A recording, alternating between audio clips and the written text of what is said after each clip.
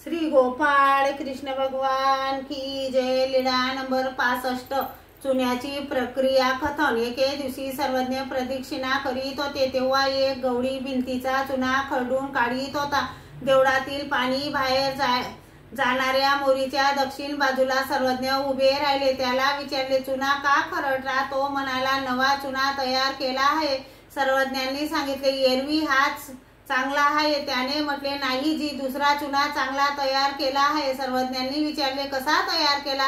त्याने चुना बनवण्याची प्रक्रिया सांगितली। सर्वज्ञांनी चुना चांगला कसा तयार होतो हे त्यांना सविस्तरपणे समजावून सांगितले। अमक्या जातीचे खडे घ्यावे, अमक्या जातीचा कोळसा वापरावा, इतका वेळपर्यंत भाजू द्यावे, त्यात अमक्या जातीचा ताक व अमुका गूळ टाकावा, नंतर तो इतका वेळपर्यंत कुजू द्यावा।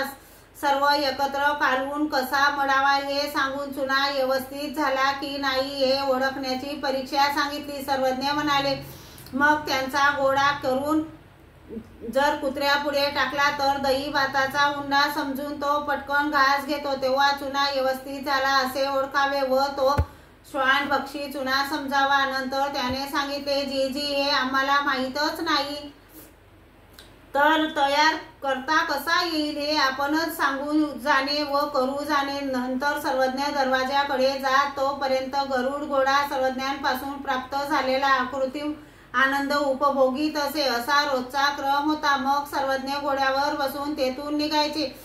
रस्त्याने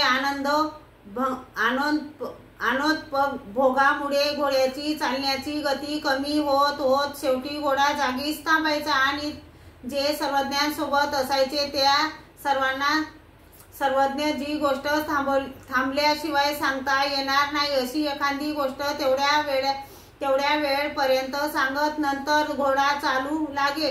जाताना रस्त्यात गावातील लोक सर्वज्ञांना बघून कोणी त्यांना राम धरण्याचे जावई म्हणून समजायचे, तर काही लोक हे राम धरण्याचे गुरु आहेत असे सांगत। राम धरण्याची आई सर्वज्ञांना तुळशी वाहून मगच जेवत असे। सर्वज्ञ जेवण झाल्यावर गुन्हा करून पानाचा विडा घेतल्यानंतर देववाड चौकीत झोपायचे।